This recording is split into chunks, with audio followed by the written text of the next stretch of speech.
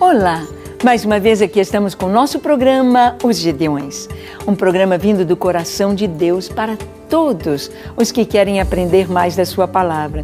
Estudar histórias bíblicas, tirar lições preciosas para o nosso coração. E fizemos uma série de programas sobre as mulheres da Bíblia. Aprendendo não apenas coisas para as mulheres, mas tirando lições preciosas para todos nós. Para todos que querem viver, como diz o apóstolo Paulo, piedosamente segundo a palavra de Deus, nos caminhos do Senhor, tirando lições preciosas para todos os nossos dias.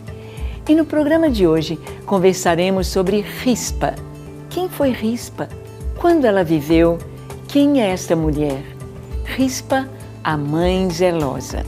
Vamos ver? Deixe o seu coração pronto para ouvir o que o Senhor quer lhe ensinar, pronto para obedecer a sua voz. O programa Os Gideões já começou.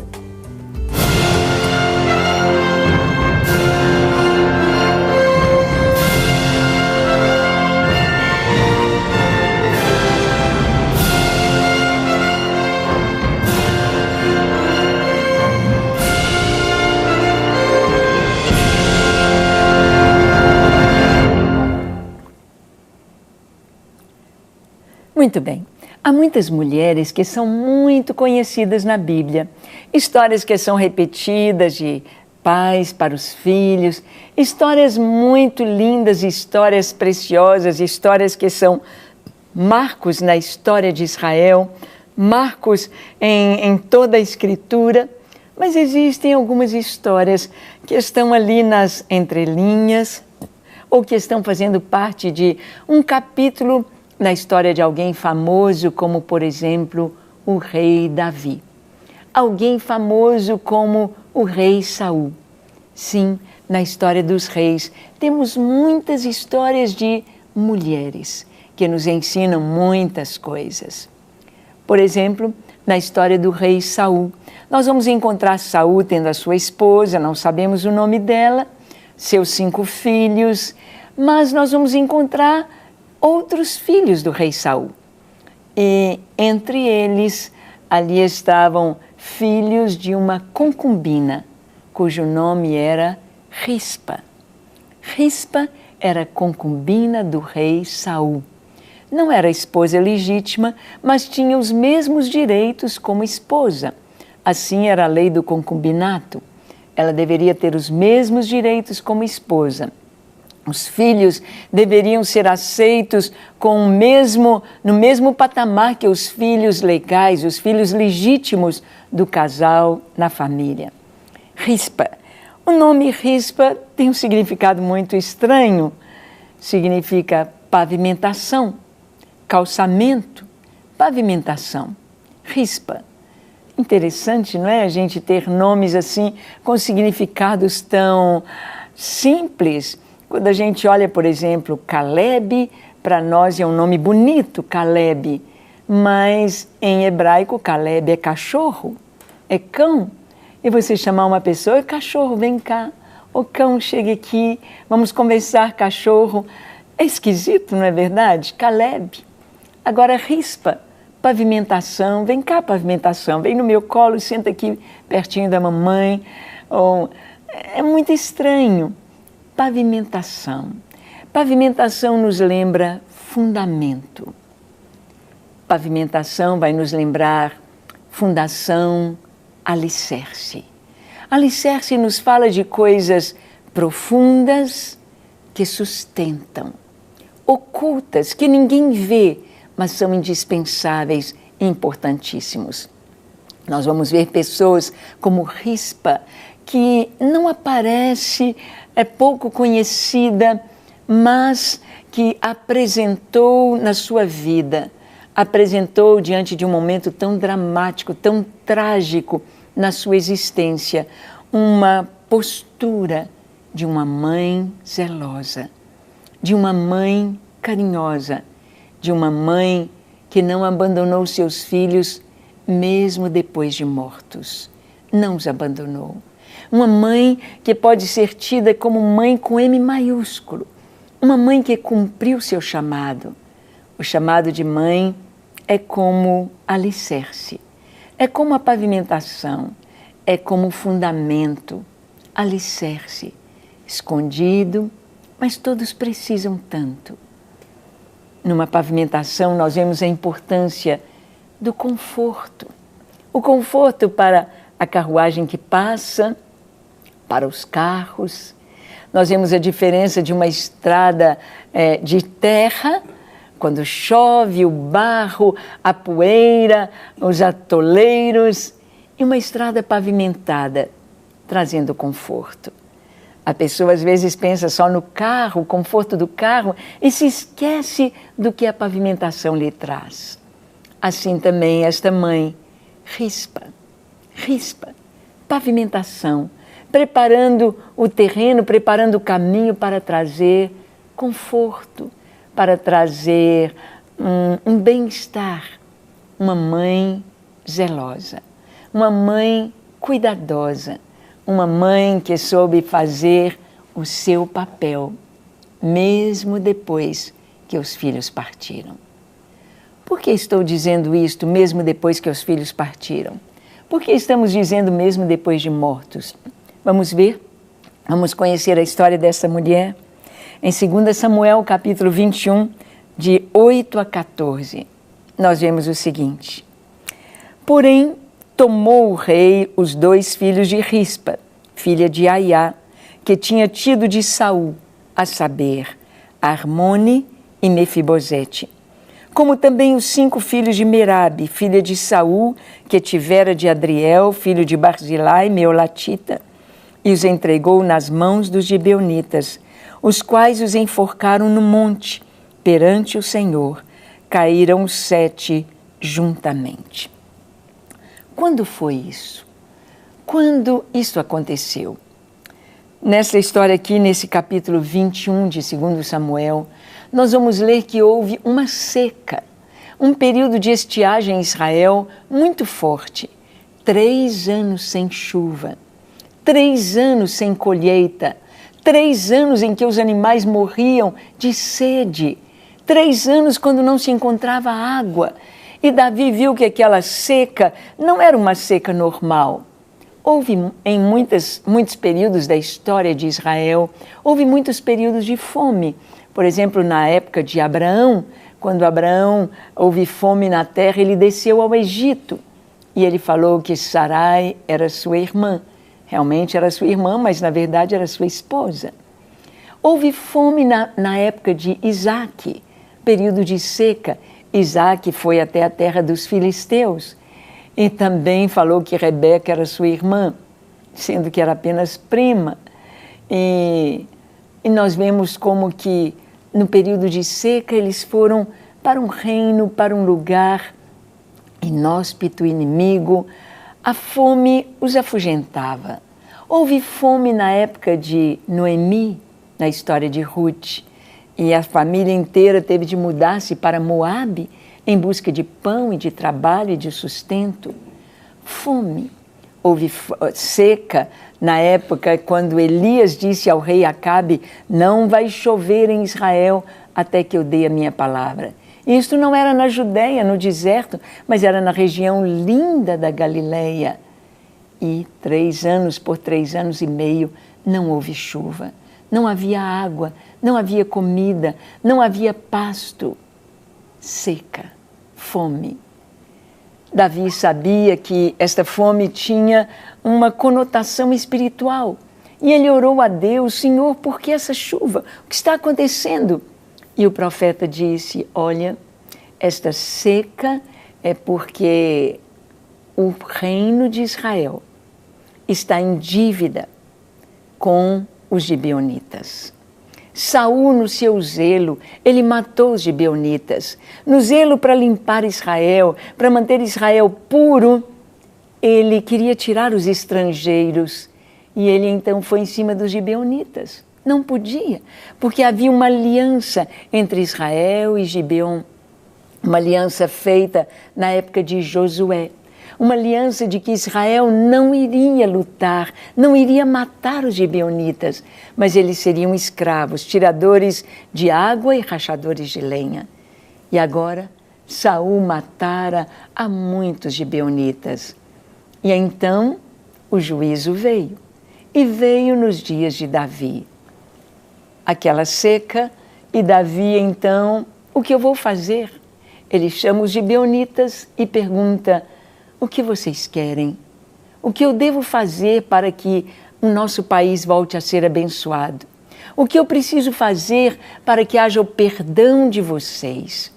E os gibeonitas disseram: olha, não temos nada com Israel.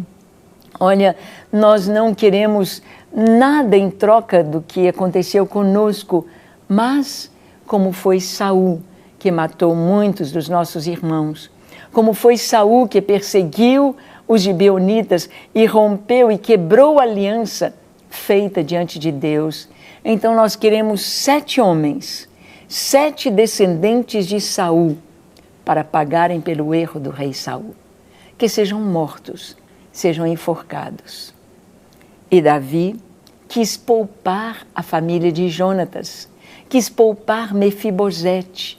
E então ele procura a relação dos filhos de Saul, dos descendentes de Saul, e encontra 5 filhos de Merabe, 5 netos de Saul, e 2 filhos dele com Rispa, sua concubina.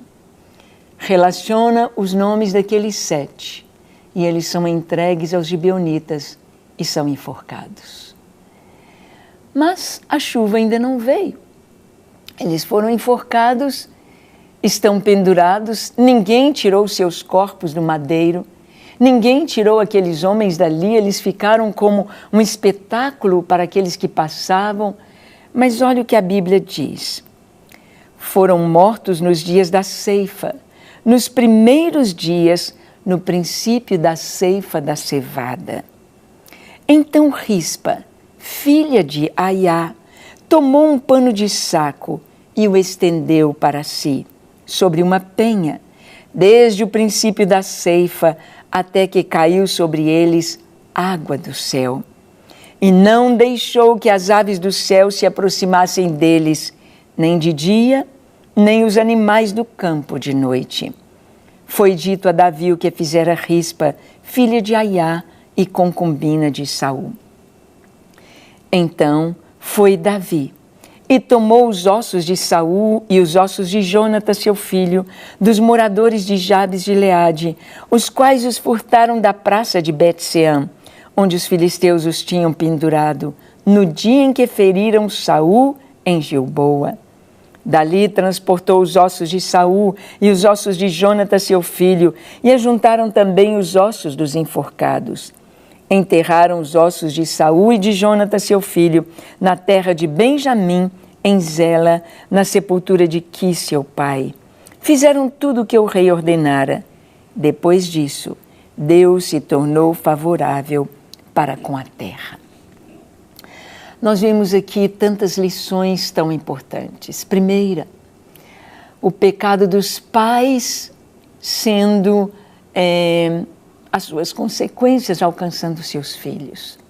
Saul pecou, Saul desobedeceu, Saul rompeu uma aliança, Saul feriu a palavra de Deus, a dignidade de Israel, indo e matando os gibeonitas. E o que aconteceu? O pecado dele alcançou o reino de Davi. Veio a seca, veio o juízo, veio a morte, veio tantas consequências ruins para toda a nação. De acordo com a posição que você ocupa de liderança, o seu erro, o seu pecado vai alcançar não só a sua casa, não só a sua família, mas a toda a nação.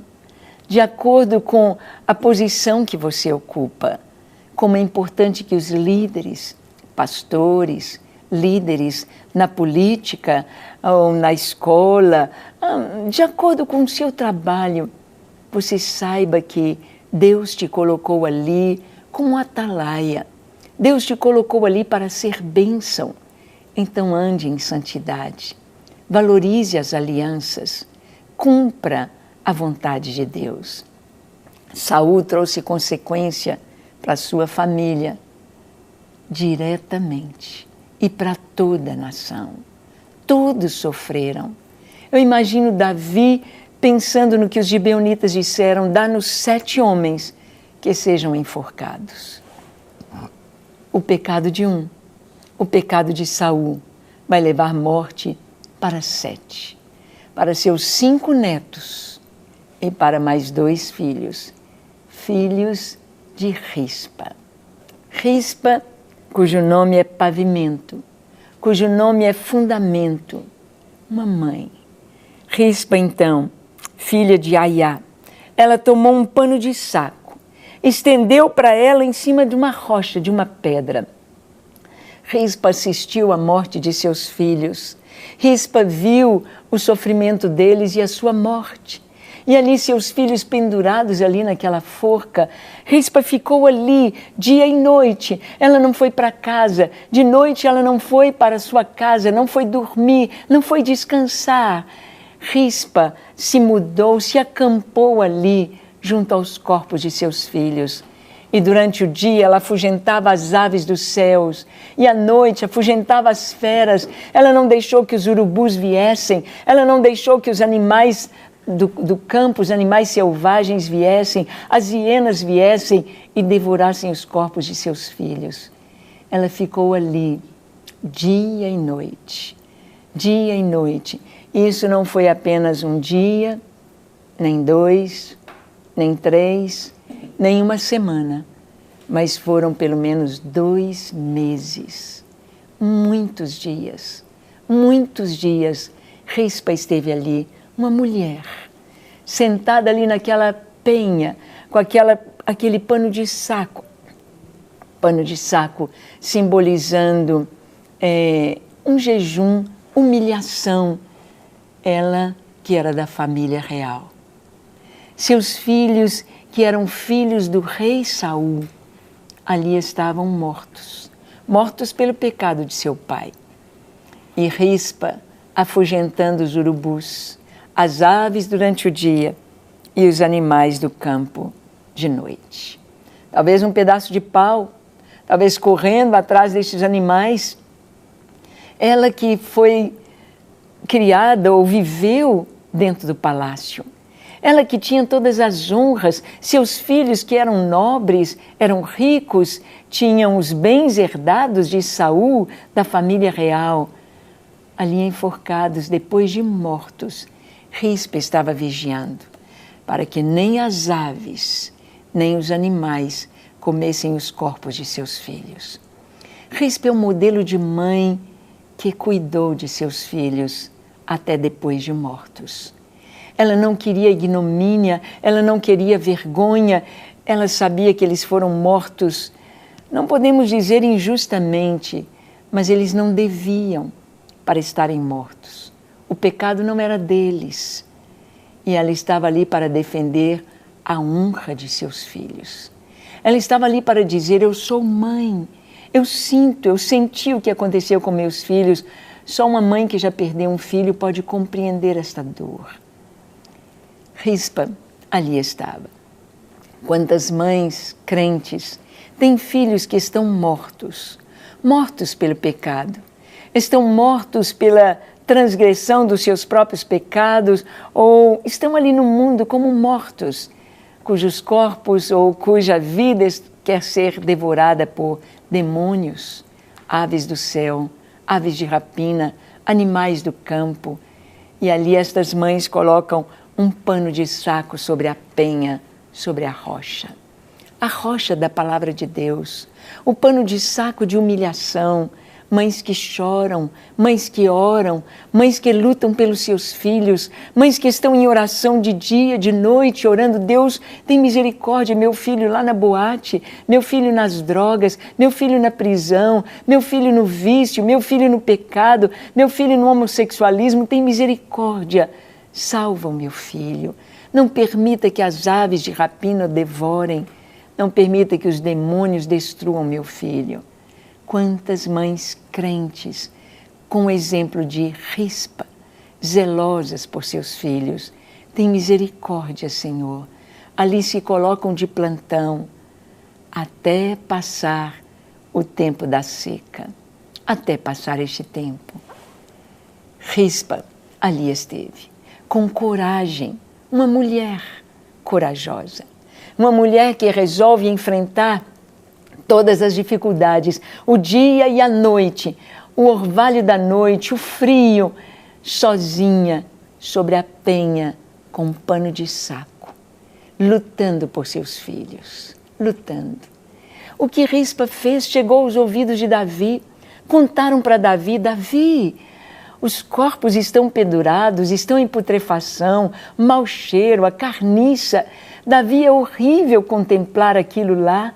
Davi, Rispa está lá sobre uma rocha, Rispa está lá com paus nas suas mãos, afugentando as aves, os urubus, afugentando os animais do campo. Davi, a Escritura diz que quem for pendurado no madeiro não fique mais que um dia.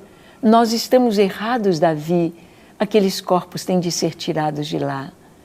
Davi então faz mais ainda. Davi manda buscar os ossos de Saul, os ossos de Jonatas, heróis, rei, príncipes, os ossos de Saul que estavam lá em Bet-sean, de Jabes de Gileade. Ele manda trazer, e na sepultura de Quis, pai de Saul, ele enterra os ossos de Saul, os ossos de Jonatas e os ossos daqueles enforcados, filhos de Merabe e filhos de Rispa. Foram enterrados com dignidade, porque até então não houve a dignidade de um féretro real, de um sepultamento digno para a família real. Davi, ele soube reconhecer a sua falha. Davi soube reconhecer que o julgamento estava incompleto. Às vezes os pais corrigem seus filhos, mas esquecem de, depois desta correção, mostrar o seu amor, a dignidade. Mostrar que o castigo vem, mas o castigo vem para abençoar. Não é bom que os pais corrijam seus filhos e se afastem, deixem apenas a criança chorando. É importante que venham abraçá-los e mostrar o seu amor. Mostrar que o castigo é necessário, mas que o amor continua.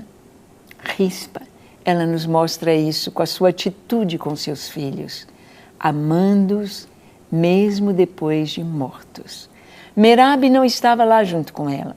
Merabe não acompanhou Rispa, apesar de ter seus 5 filhos também mortos ali. Mas Rispa demonstrou amor. Rispa demonstrou amor.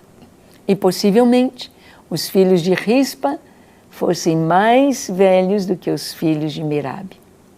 Possivelmente já eram homens casados, com as suas famílias, com seus filhos. E ali estava Rispa, enxotando as aves durante o dia e as feras durante a noite. Mães zelosas. Mesmo que o filho esteja morto nos seus delitos e pecados, mesmo que o filho esteja afundado na droga, mesmo que o filho esteja na prisão, mesmo que o filho esteja fazendo as coisas mais terríveis, o amor continua em oração, impedindo as aves e os animais do campo, impedindo a destruição, ainda com esperança, para que haja dignidade. No mundo espiritual, estes filhos ressuscitam, estes filhos recebem a vida quando uma mãe ora, quando uma mãe intercede e eles conhecem o amor de Deus e o seu poder. Mãe, continue orando por seu filho. Continue mostrando zelo, espantando as aves dos céus e os animais do campo. Continue crendo, continue com zelo até o fim, amando e demonstrando este amor. Vamos orar? Feche seus olhos, curve a sua fronte. Se for possível, se ajoelhe onde você está e ore comigo, dizendo assim: Senhor, eu te entrego a minha vida. Perdoa os meus pecados. Ó Deus, eu não tenho feito a tua vontade. Muitas vezes eu tenho entristecido o teu coração com o meu pecado. Eu te peço perdão, perdão pela minha falta de amor, perdão por orar tão pouco. Eu te peço perdão. Lava-me, limpa-me, enche-me do teu Espírito Santo, transforma-me. Dê-me a tua graça, tua presença e o teu amor. Eu quero andar em teus caminhos, fazer a tua vontade, glorificar o teu nome. Ajuda-me, Senhor. Seja sobre a minha vida a tua paz, a tua segurança e a tua sabedoria. Eis-me aqui para te amar e te servir. Usa-me, abençoa a minha descendência, a minha casa. Dá-me amor e o teu perdão. Em nome de Jesus. Pai, nós oramos para que cada lar, cada família que recebe esta palavra seja tocada pelo Teu Espírito Santo, seja cheia da Tua presença, experimente o Teu amor, experimente a vida, experimente o Teu milagre, a Tua resposta. Em nome de Jesus. Traz cura para os enfermos, libertação para os oprimidos e a Tua resposta para aqueles que estão passando por provas. Em nome de Jesus oramos. Amém, amém e amém. Para receber todas as novidades do canal, inscreva-se e se curtir o vídeo, clique em gostei. Aproveite para acompanhar a Rede Super nas redes sociais.